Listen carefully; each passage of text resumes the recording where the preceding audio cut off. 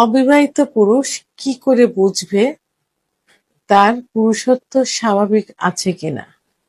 দেশের এবং প্রবাসের ভাই বোনদের প্রতি সালাম।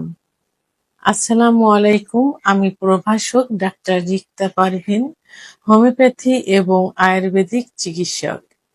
চেম্বার সেবা, হোমিও কমপ্লেক্স অ্যান্ড সেবা ডিজিটাল ল্যাব, উপজেলা মডেল মসজিদের পূর্ব পাশে, শিমুলিয়া, মাগুরা। আজকে অনেক পুরুষের, বিশেষ করে অবিবাহিত পুরুষ যারা থাকে, তাদের প্রশ্নের অ্যান্সার করব। এই প্রশ্নটা অনেক পুরুষ করেছে বা অনেক যুবক করেছে, বিশেষ করে অবিবাহিত। প্রশ্নটা হলো, অবিবাহিত পুরুষ কি করে বুঝবে তার পুরুষত্ব স্বাভাবিক আছে কিনা?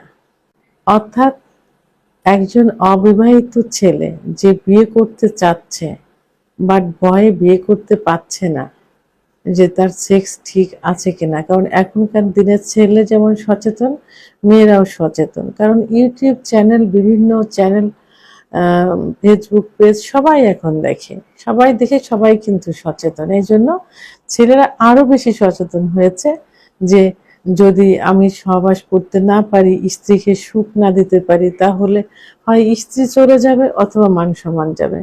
এই ভয়ে তারা আগেই প্রশ্ন করে, আগেই জানতে চায়, আগেই চিকিৎসা নিতে চায় যে সে সুস্থ আছে কিনা, অর্থাৎ যৌন জীবনে স্বাভাবিক আছে কিনা সেটা সে কি করে বুঝবে।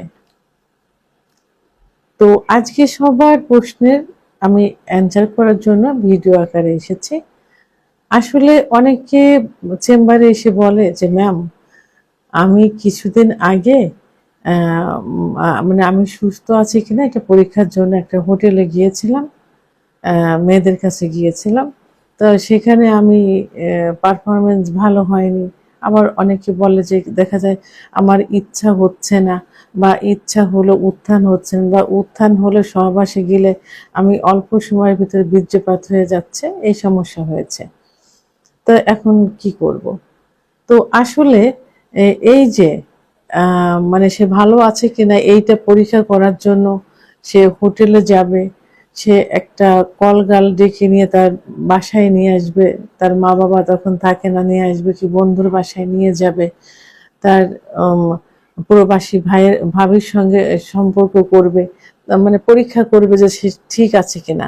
আসলে এটা স্বাভাবিক নিয়ম না, এটা ঠিক না। প্রথমে বলবো যে মানে ইসলামের দৃষ্টিতে এটা কিন্তু সম্পূর্ণ নিষিদ্ধ। বিবাহ বহির্ভূত যৌন মিলন এটা কি হয়, এটা কিন্তু জিনা করার হয়ে যায়। আর জিনার গুনাহ কিন্তু খুব মানে ক্ষমা পাওয়ার যোগ্য না।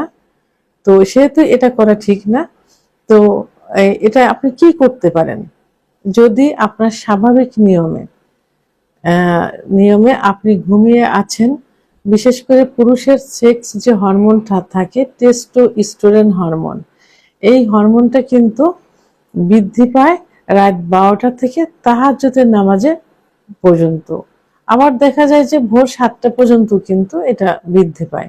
যে অর্থাৎ 5 ঘন্টা ঘুমালে, রাত্রে 5 ঘন্টা ঘুমালে ভোর রাত্রে 15% হরমোন বেড়ে যায়, তখন লিঙ্গ লোহার মতো শক্ত হয়ে দাঁড়িয়ে যায়। যদি আপনার এটা নিয়মিত দাঁড়ায়, মানে উত্থান হয়, ঘুমের ঘরে আপনি জেগে দেখলেন যে আপনার এই লিঙ্গ উত্থান হয়ে আছে, এবং ঘুমের ঘরে কিন্তু মাঝে মাঝে কিন্তু এটা দাঁড়ায়, 4-5 বার কিন্তু এটার উত্থান হয়। যদি কোনো একবার আপনি ফলো করে থাকেন যে এটা উত্থান হয়েছে, তাহলে আপনি মনে করেন যে স্বাভাবিক আছে। আপনি কোনো মানে সেক্সুয়াল মূলক কোনো চিন্তা ভাবনা করছেন, কাউকে নিয়ে একটু চিন্তা করছেন, অথবা বিয়ে করবেন, কিভাবে স্ত্রীকে সময় দিবেন এটা নিয়ে ভাবছেন, যে কোনো কারণে যদি মানে আপনার সেক্স করার ইচ্ছাটা জাগে, এবং সেক্স করার ইচ্ছাটা জাগার পরপরেই যদি আপনার লিঙ্গ দাঁড়িয়ে যায়, তাহলে আপনার মনে করতে হবে যে আপনার সেক্স ঠিক আছে। আপনার ইচ্ছা হচ্ছে, উত্থান হচ্ছে, দাঁড়িয়ে যাচ্ছে, তাহলে আপনার সেক্স ঠিক আছে। যদি আপনার আপনি হস্তমৈথুন করে থাকেন, এবং যদি মনে করেন যে আপনার নেশায় পরিণত হয়ে গেছে, আপনি খুব বেশি করেছেন, হস্তমৈথুন, বিছানায় ঘর্ষণ, স্বপ্নদোষ ইত্যাদি বেশি হয়েছে, তাহলে আপনাকে একজন ডাক্তারের শরণাপন্ন হতে হবে। চিকিৎসা নিতে হবে। চিকিৎসা নিলে যখনই আপনার এই যে কারণগুলো বললাম, যদি এইভাবে ইচ্ছা হয়, উত্থান হয়, তাহলে মনে করেন যে আপনি সুস্থ স্বাভাবিক আছেন। আবার অনেক সময় যে যারা এসে বলেন যে আমি অমুক গিয়েছি বাইরে পরীক্ষা করতে মেয়েদের কাছে, কিন্তু আমার দাঁড়ায়নি বা ইচ্ছা হয়নি, আসলে এটা তো সঠিক ওয়ে না। সহবাসের জন্য কিছু নিয়ম আছে। মনটা ফ্রেশ থাকতে হবে, আশঙ্কা মুক্ত থাকতে হবে, মানে ভয় ভীতিহীন থাকতে হবে। জায়গাটা আপনার জন্য পারফেক্ট হতে হবে, যে এখানে সহবাস করলে কোনো সমস্যা হবে না, কোনো ভয় নেই, লোক দেখলে মান সম্মান যাবে। এখন তো প্রত্যেকটা জায়গায় সাংবাদিক যাচ্ছে, সাংবাদিক দেখলে দেশের মানুষ দেখে ফেলবে, অনলাইনের যুগ, সবাই দেখছে। এইরকম প্লেস যদি হয় এবং মেয়েটা যদি আননোন হয়, মেয়েটা যদি কলগাল হয়, বাইরের থেকে নিয়ে আসছেন টাকার বিনিময়ে, মনে মনে ভয় আছে যে আপনার সিভিলিস গনোরিয়া জীবাণু তার ভিতর আছে, সেটা আপনারও হতে পারে, এই আশঙ্কাগুলো যদি আপনার ভিতরে থাকে, তাহলে তো আপনি কখনোই সেক্সের সময় পারফেক্ট সময় দিতে পারবেন না, আপনার পারফরমেন্সটা তো ভালো হবে না।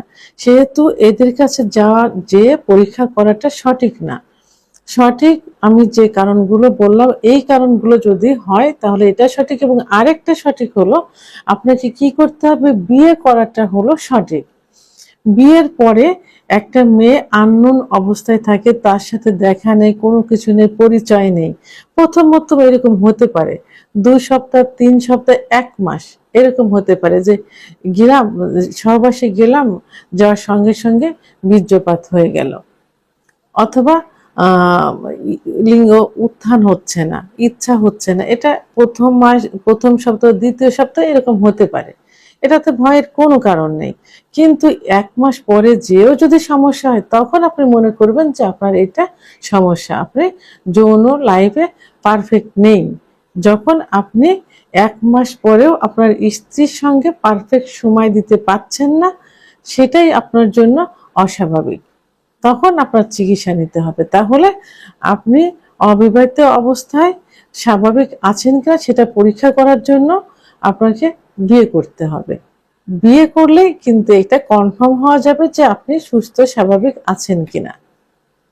ভিডিওটি সম্পর্কে যদি কোনো মতামত থেকে থাকে, অবশ্যই কমেন্টসের মাধ্যমে জানাবেন। আর ভিডিওটি ভালো লাগলে লাইক, কমেন্ট, সাবস্ক্রাইব করে আমার সঙ্গে থাকুন। আল্লাহ হাফেজ।